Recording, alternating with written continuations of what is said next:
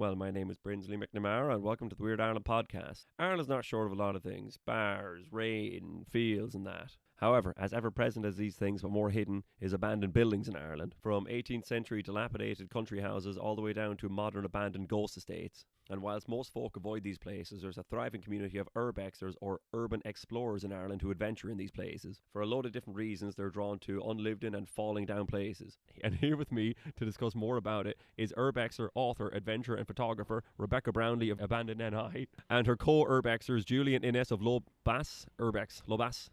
Lobas, yeah. How are you doing today, guys? We're good, thank you. Yeah, doing really well. Scoffing down a pizza after a good explore today. Yeah, really good day. So, Rebecca, tell us a little bit about yourself. Where's you're from and how'd you get into abandoned building photography? Am I right in saying that you won a camera when you were little? How'd you get from winning a camera to where you are today?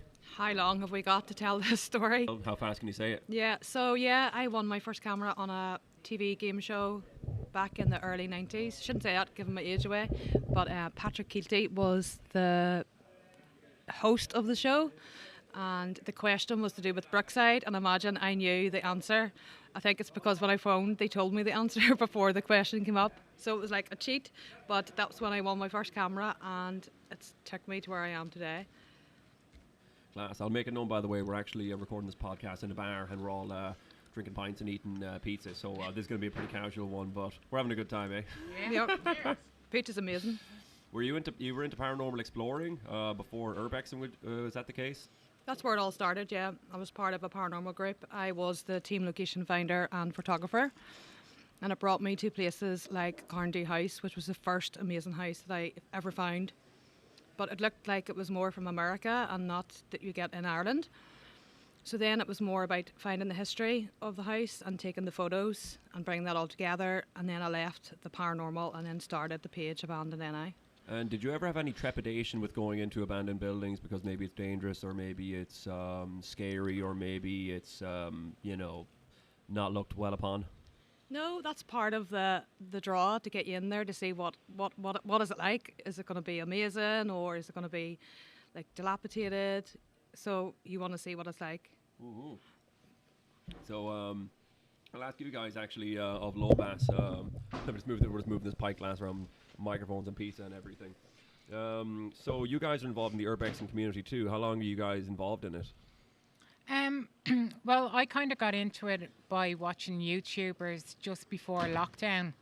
And I started to follow Becca on Instagram and I found it really interesting. I've always had, a good type of knowledge about, history, art. Ireland. There's Yeah, so much history Ireland. in Ireland. Yeah. I think because we found Becca, and it's a very male dominated sort of Yeah, community. hail Becca. Hail Becca. It's a very male dominated community, and we found Becca, and I suppose when we found Becca, took off from there, and the three of us just like the three amigos. Yeah. Yeah. Kind of combining the two, bit of paranormal, bit of exploring, few pints, bit of pizza. Ines and Julie of Lobas, are you guys into the photography aspect as well, or is it more about Yeah. exploration and paranormal?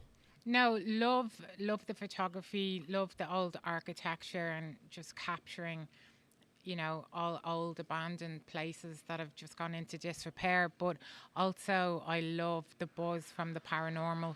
It's one of the big questions in life, isn't it? Like, what is it? What happens after we die? And getting, some really good experiences and interacting on For me, it's just a hobby. I mean, it's just something else to do. You're not going to have... It kind of stops me from having too many drinks on a Friday night because we're going out on a Saturday and jump in the car, drive around the country where we don't know where we're going to end up. We could be in Donegal, we could be in Cork, we could be in Clare. There's so much history. You've There's been so to much every to see. county? Every county. Wow. We could go from Clare to Donegal in a day. And literally, you don't know when you're going to get home because you could stop 10 times on the road to try a building, go in, see. It could be a bust. You could keep going. I mean, we stayed overnights in some buildings, and I was going to ask that. Do you ever urbex at night? Is that Yeah, Is that a we've thing? done Is- asylums, hospitals. Yeah, we actually did paranormal investigations in some, like, one of the Zymex. biggest, like the most infamous abandoned asylum in Ireland, and we stayed overnight there. We camped overnight. It was scary, but it was an adventure at the same time. Well, for me, it's not just about the photography. Like, I don't have a camera. I mean, I just go out with my phone and my friends, and I don't. My kit bag. Everyone slags me because these girls have 2-3 bags each that weigh maybe 20 kilos. I have my phone and a torch, and I just go to enjoy myself, and I just take it every day, and whatever happens, happens. I'm not going out with it's just another hobby. I was chewing pizza there. I was going to ask you guys about that location of the haunted place, but then that reminded me of a different question. I'm actually going to address to Rebecca of Abandoned NI. With urbexing, is there a code of conduct? Is there what you might call gentlemen's or gentle ladies' rules? Absolutely. You go in, you take your photographs, you experience the building, and you leave it as you found it. Also, sharing locations is a big no-no, because once you share the location, people go in, they trash it, they loot it, and then like in a couple of years' time, it's completely gone. So you have to protect the building as well and be discreet about where it is. Because you've a book published in 2022, and you've a book publishing this year, October 2024. Yes. You give locations to some and not others. Is that the case in one or both of these?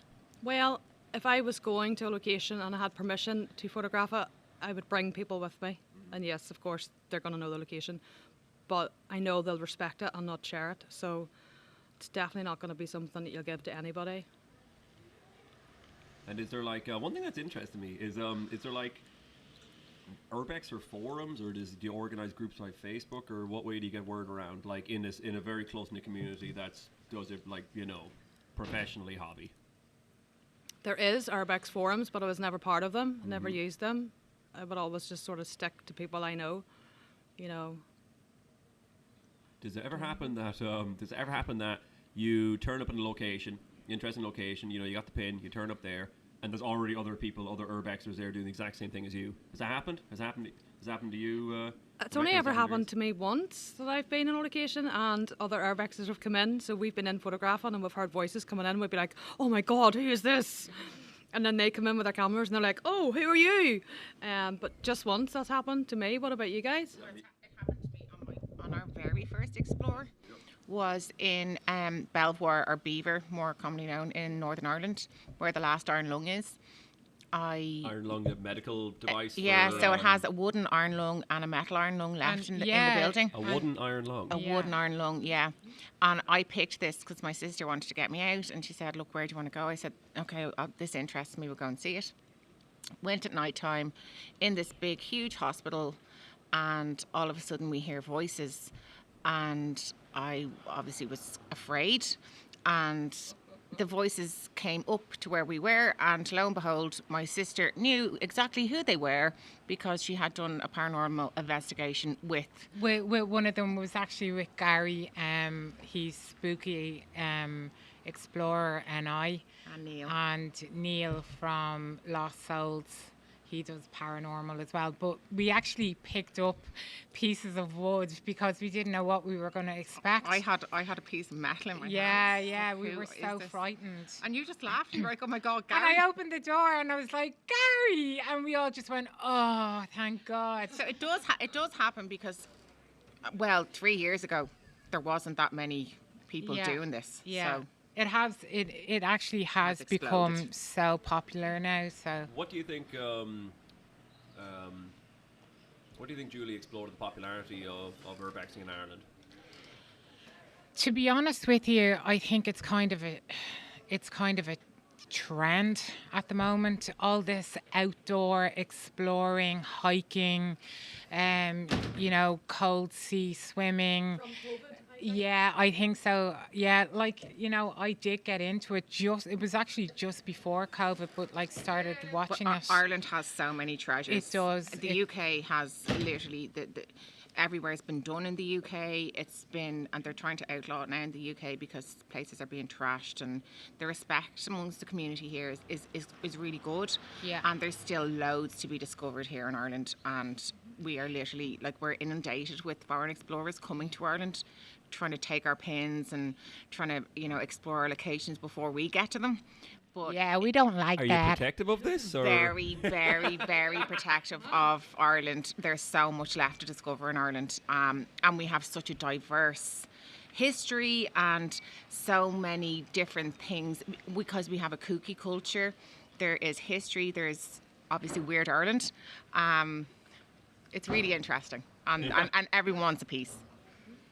I was going to say, because the three of you have been doing this for a good few years, is there still places left? Is there still huge things on the hit list that somehow has never happened? Either it's hard to get into, or it's in a really hard place to get to. Absolutely, and we All will right, go Ines. Yeah. absolutely. I mean, there's places. We have a bucket list of places we want to get into, but we would never break into anywhere. We'll never force our way into anywhere. But we have a list as long as your arm of places we want to get into and expose and discover and see what's inside these places. It's finding out the history behind some of these places is amazing, and kind of exposing it at the same time. But it's a long wait for some of these locations, and that's what you got to do. You just gotta wait. Keep checking. Yeah.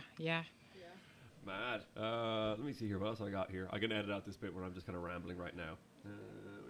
Can't wait for Matrix to open up. I'm gonna hand this to. I'm gonna hand this. I've got one quiet. I'm gonna.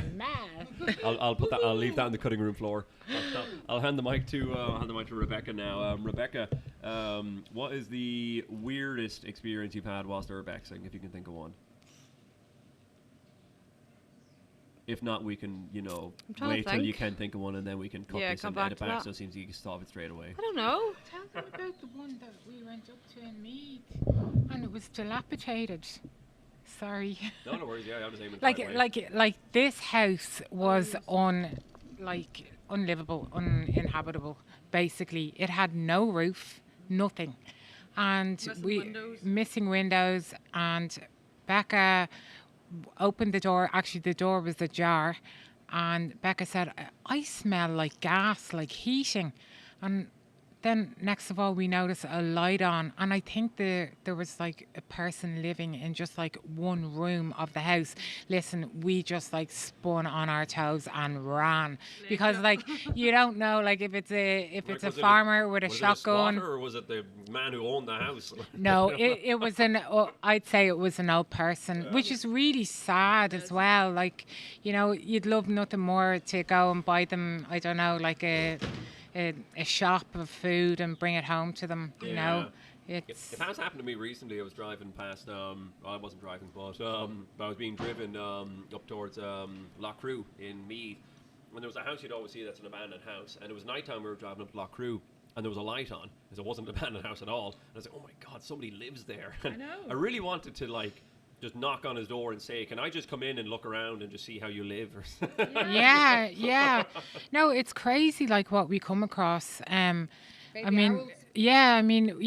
found baby owls in a fireplace in a beautiful mansion in Galway. I don't know. Should we be giving out locations and names? Yeah. Okay. So it was Woodlawn. It was owned by the Trench family, who were notoriously horrible family apparently. But anyway, I thought they were monkeys. Yeah, you thought they were monkeys, but we also find family? the owls. The owls look like monkeys, but we find a lot of mummified cats. Yeah. And cats that have died in like a really positions. strange position, like as if they're screaming. Like they're they're being frozen petrified. Yeah. In houses, Yes. everywhere, churches, farms. But recently, this is like buildings. a recent thing. There's been a couple of times recently we've seen cats like that. It's Loads really, of bats. really bizarre. Yeah. Haven't found a white mare. Oh, and we get chased by cows a lot as well. We've had a few, cow chases. Actually, I said to Julie, What is the biggest up there with the biggest possible dangers while you're urbexing? You know, could it be broken glass, animals, falling ceiling, whatever? What's the things you're very aware of when you're in there? Okay, so once you're in a location, it's definitely be aware of your surroundings. I mean, you see some explorers and they go through 10-foot ceilings.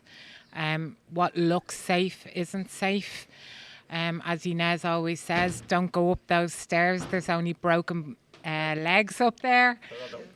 And then Up there with broken legs. yeah, farm animals. We got chased by a herd of cows, and then to only be like, we were electrocuted on the electric fences trying to get away from like I don't know how many was in there, about 30 black Angus cows came charging for us, and like you think, oh, these things wouldn't scare. It was terrified. I was terrified. We were jumping over the electric fence, and we were jumping over, and Julie actually held on to the electric fence, and I turned around and she was holding on to it. I was all, Julie, let go, let go. I thought I could succumb to like the electric. I don't know. The thing that scares me the most when we go into a location is other people. Yeah. Is always that there could be somebody squatting in there, or there could be, I don't know, these awful movies flash in my mind. Sorry, of just to people being- cut across. Inez thinks every bungalow in Ireland is a murder house. I'm just terrified of going into a basement somewhere and there's someone tied up somewhere Is squatting common in Ireland? Absolutely, Really? 100%. In Dublin, in cities, or in really? Well, there's a housing crisis going on. That's true. So, that's true, yeah. you know, it's so rare to find a location that you don't find beer cans and, you know, vapes even.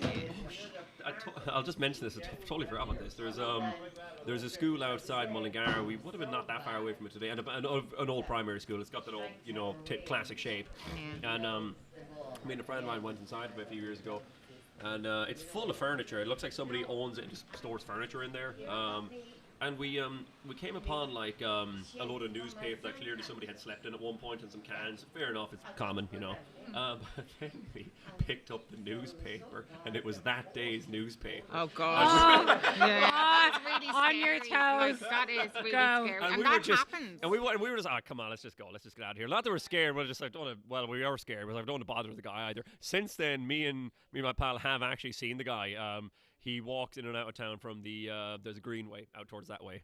So yeah, I know. But he's it probably was one so of the funny good you pick guys. it up and You it was know, that, he's reading it was the- that day's newspaper. know. When he's Yeah. there reading the newspaper, that's a normal thing to do. Yeah. I'd be more aware of someone who's there. I don't think he was. using- I think he was just He's sleeping just in it or something. he's just Yeah. in there It's reading actually the- quite sad as well. Yeah, like that side of it. Yeah, sometimes you see an old Yeah. mattress and you see, people are actually sleeping on these old mattresses and in really shitty conditions. But I came across a house not far from where I lived, and I had my eye on it. And You'd live in yeah, it. yeah, it's a beautiful, beautiful house, and I heard it was abandoned. And myself and my brother-in-law went up one day, and we were looking through, and we said, "There's somebody in here." So one squatter opened the window, and we explained like what I was doing, and they said, "Hey, come on in," and they brought us in, and we got to explore the house. And you know something? They had it so clean. They had themselves wired up to like the electricity. They had free Wi-Fi, free hot water. They were living the life. They were like anti-capitalism, a free Ireland, and But they moved yeah. from County Kerry. She's still in Cork now. No, I think she's in Roscommon. Yeah, lovely girl. She was American, actually. Professional squatter. Yeah, Really? professional squatters. I Yeah. was going to say I wasn't sure about it because I used to live in the UK, and over there, it was because I used to live in Scotland, and there I knew a lot of people used to squat, and they'd say in England and Wales you couldn't, if you squatted in a non-residential place, you could never actually get in trouble for it. And it's actually, if you're there long enough, you could claim to own it. But in Scotland, you could go to jail for squatting anywhere, and I thought in Ireland too you could, or I don't know. No, I don't think so, because I remember asking Anya about this, and there is no legal, like actual law to. You're asked to leave, basically. Uh-huh. And yeah, but no, I don't think you can be, yeah, yeah. Right. So look, I don't know how much longer I want to keep you guys. So what I'm going to do now is I'm just going to. Well, I've had a great time chatting. Yeah, we've had a great day, no, we've had a great Brinsley. time. We're And out the sun- urbexing today, to be honest. We're in October in Ireland. Sun's out, and we're in a beer garden. Yeah, and You swear it was July, you Brinsley, swear it was June. It's mad. Like, Yeah. yeah. yeah, Brinsley's there flexing his I don't know his What? Of a his t-shirt on, like. biceps. Yeah. Yeah, he's a t-shirt on. I'm an original follower. Way you start following From Weird January when Ireland. it started. Yeah. Julia, Ines, can you, so where can people find you online? You can find us on Instagram, Lobas Urbex Ireland, or on Facebook and on TikTok as well. How do you spell Lobas Urbex? Lobas, Lobas, and obviously Urbex Ireland. Good stuff. And Rebecca, where can people find you online? What are you doing these days? Yeah, so Facebook, Abandoned NI, Instagram, TikTok, and website, abandonedni.com. And my second book, 17th of October, Abandoned Ireland 2. Will it be available in any bookshop online? Any bookshop online, yeah. Any bookshop online. Yep. All right, good stuff. It's been a pleasure. Thanks for Thank you thanks for so being here, much. everybody. Thanks, Brinsley. Ciao, ciao. Great. And thanks everybody for listening. Thanks for listening, and see you somewhere else in the Weird Ireland podcast.